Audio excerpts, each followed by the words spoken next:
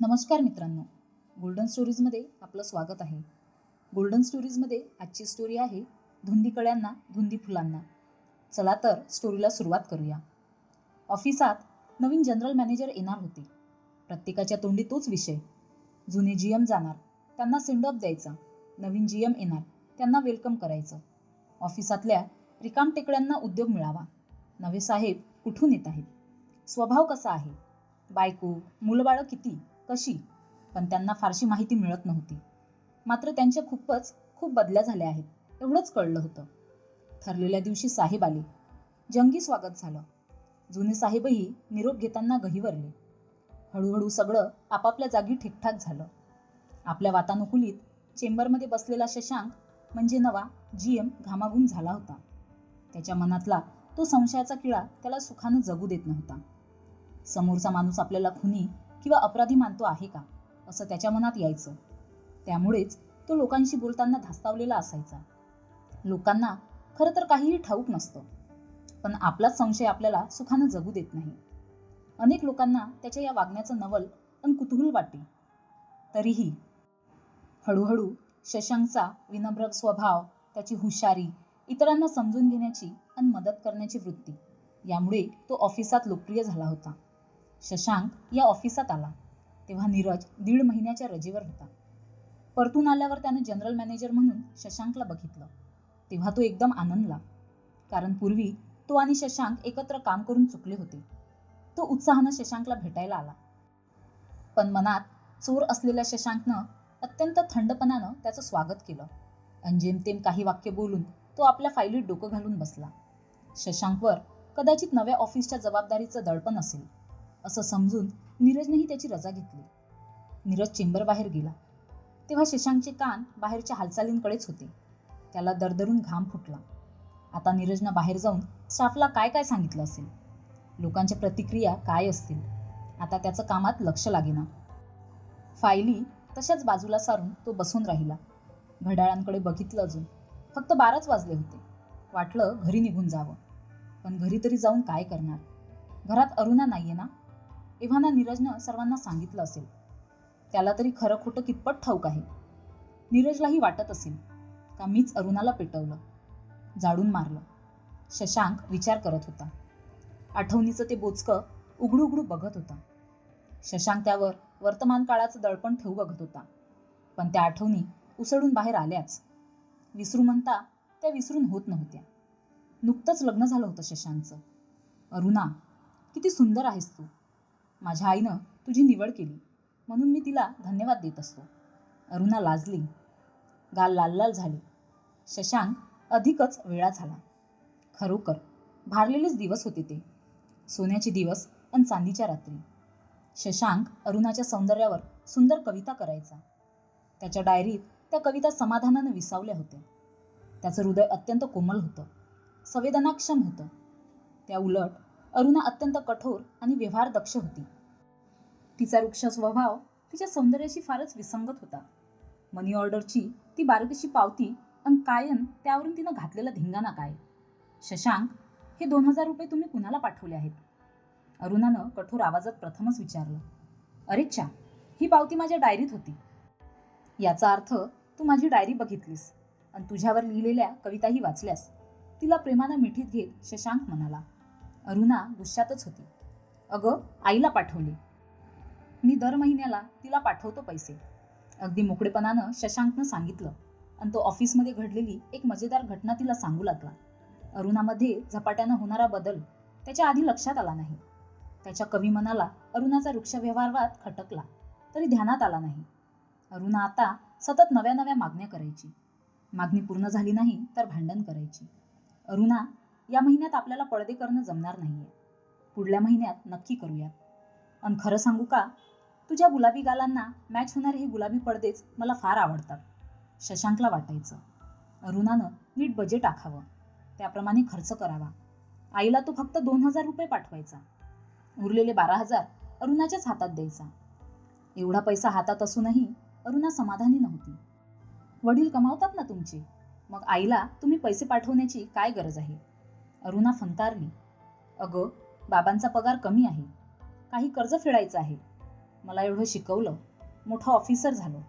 आईच्या कष्टावरच ना. तिला किती इच्छा माराव्या लागल्या ना त्या काळात. आता थोडी निवांत जगेल म्हणून पाठवतो तिला पैसे. शशांकने समजावलं. तरी अरुणा हातातले 12,000 विसरून त्या 2,000साठी रोज भांडण उकरून काढायची.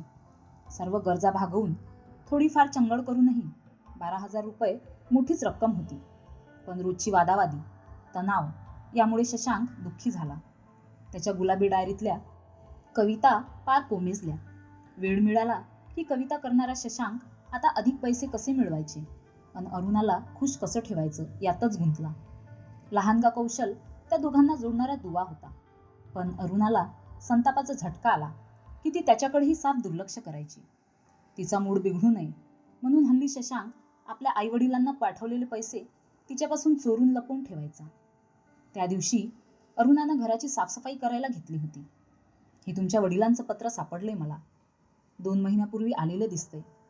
त्यांनी तुमच्याकडे 10,000 रुपये मागितले आहेत. तुम्ही पाठवले नाहीत ना? अरुणाच्या प्रश्नानं शशांक एकदम भांबावला.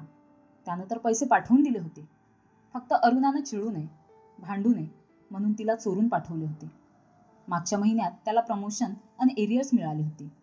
ते त्यानं घराच्या डागडुजीसाठी वडिलांना पाठवले होते. अरुणा संतापली. शशांकचा चेहरा खोटं बोलू शकला नाही. थांबा जरा, तुम्हाला चांगला धडा शिकवते. जन्मभर लक्षात राहील. खरं तर आता शशांकचा पगार भरपूर वाढला होता. पण अरुणा त्या 10,000 रुपयांसाठी भांडत होती. रोजच ती आत्महत्येची धमकी द्यायची. तिच्या धमक्यांना शशांक कंटाळला होता. अरुणाच्या बडबडीकडे लक्ष न देता कौशलचा हात धरून शशांक घराबाहेर पडला. त्याला शाळेत सोडलं आणि मग तो ऑफिसला गेला. तो तिथं पोहोचतोय तोवर सहकार्यानं सांगितलं, लवकर घरी जा. तुझ्या शेजाऱ्यांचा फोन आला होता. वहिनींना खूप भाजलंय. 80% जास्त भाजलेली अरुणा 10 दिवस हॉस्पिटलमध्ये तडफडत होती. मला वाचवा शशांक, मला जगायचंय. मी तर फक्त तुम्हाला घाबरवण्यासाठी पेटवून घेतलं होतं. अरुणाचे ते शब्द तो विसरू शकला नव्हता. आपल्या क्रोधांधीत तिनं स्वतःलाच भस्म केलं होतं. असं नाही तर लहानग्या कौशल आणि प्रेमळ शशांकचं आयुष्यही पार होरपडून निघालं होतं. आयुष्यातल्या सगळ्या आनंदाला करपट वास येत होता. कुणी काही म्हणायचं, कुणी काही बोलायचं. पोलीस केस झाली, पेपरला बातम्या. पण सुदैवाने अरुणानं मृत्यूपूर्वी स्वतःची चूक कबूल केली.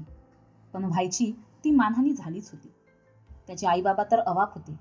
त्यांनी हाय खाल्ली. दोघंही एका मागोमाग एक मरण पावले. उरले फक्त शशांक व कौशल. या बापलेकांसमोर उभं आयुष्य वैरान वाळवंटासारखं पसरलं होतं.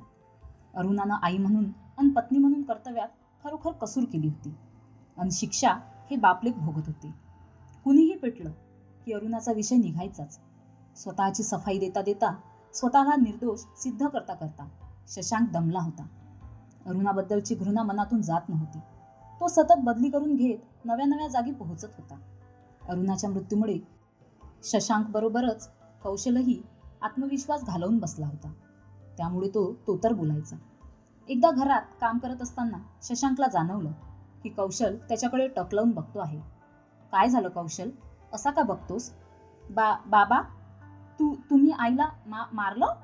तोत्रत कौशलनं विचारलं. कुणी सांगितलं तुला? मी नाही रे मारलं. माझं तिच्यावर खूप प्रेम होतं. तिनं स्वतःला जाळून घेतलं. मुलाला मिठीत घेत शशांक म्हणाला.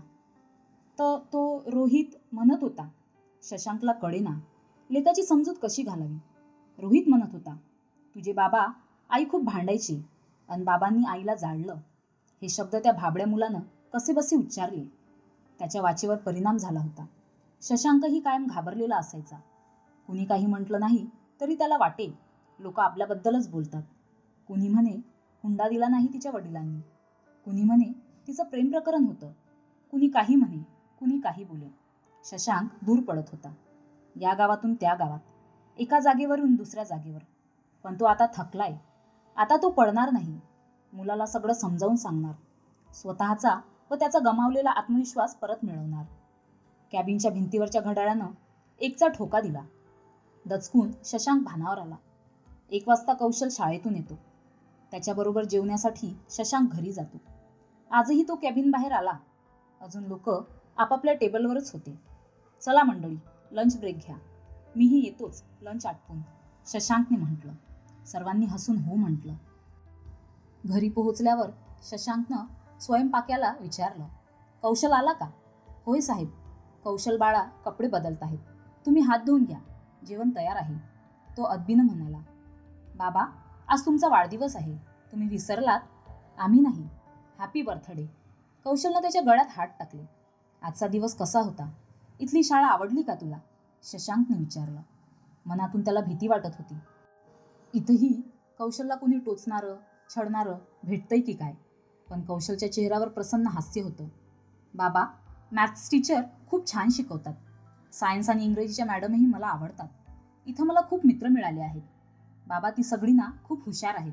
मलाही त्यांच्याबरोबर खूप मेहनत करावी लागते. म्हणून तर टीचर माझं कौतुक करतात. शशांक कौशलकडे बघत होता. कौशलचा तोत्रेपणा जवळजवळ नाहीसा झाला होता. तो खुश होता. त्याला आत्मविश्वास वाटत होता. आता शशांकनं स्वतः स्ट्रॉंग व्हायला हवं. झालं गेलं गंगेला मिळालं. आता तो आणि त्याचा कौशल खूप छान आयुष्य जगणार आहे. कुणालाही घाबरायचं नाही, कुणालाही बिचकायचं नाही. सगळ्यांना धीटाईनं सामोरं जायचं. चूक आपली नाही तर अपराधी तरी का वाटून घ्यायचं? सायंकाळी शशांक घरी पोहोचला तेव्हा त्याच्या आधी नीरज तिथं हजर होता. स्वयंपाकी, ड्रायव्हर आणि कौशलनं मिळून एक छोटीशी पार्टी ठेवली होती. त्यात नीरजचीही मदत झाली होती. कौशल खूप आनंदात होता. त्याचे नवे मित्रमैत्रिणी आणि शशांकच्या ऑफिसचे काही निवडक लोक पार्टीला आले होते. कितीतरी दिवसांनी कौशल आनंदात होता आणि घरात चैतन्य जाणवत होतं. संध्याकाळ खूपच आनंदात गेली. जाताना नीरजनं शशांकला मिठी मारून शुभेच्छा दिल्या. आता शशांक आणि कौशल दोघंच उरले. बाबा, तुम्हाला आवडलं का? आता माझे मित्र नेहमी आपल्या घरी येतील. ते मलाही बोलावतात ना, मग आपणही त्यांना बोलावलं पाहिजे ना, कौशल म्हणाला. शशांकनं आवेगानं लेकाला मिठीत घेतलं. त्याच्या कपाळावर ओठ टेकवले. बाबा, ही डायरी तुमची बर्थडे गिफ्ट. तुम्ही पुन्हा डायरी लिहा. बाबांना डायरी देऊन गुड नाईट म्हणून कौशल झोपायला गेला. कितीतरी दिवसांनी शशांकच्या मनात गाणं घुमायला लागलं. धुंदी कळ्यांना, धुंदी फुलांना. शब्दरूप आले, मुक्या भावनांना. तो बाल्कनीत येऊन उभा राहिला. मघा ढगाळ गेलेला चंद्र आता आकाशात शांत हसत होता. मी बघ आलो ना, काळ्या मेघांना दूर सारून. तूही आता काळ्या छायेतून बाहेर आला आहेस. असाच राहा, निर्भय, निशंक मनानं जग. चंद्र जणू त्याला सांगत होता. कळ्यांची, फुलांची, शब्दांची धुंदी त्याच्या मनावर चढत होती. तर मित्रांनो, तुम्हाला ही स्टोरी कशी वाटली कमेंट करून सांगा. अशाच नवनवीन स्टोरीसाठी व्हिडिओला लाईक करा, शेअर करा आणि चॅनलला नक्की सबस्क्राईब करा. धन्यवाद.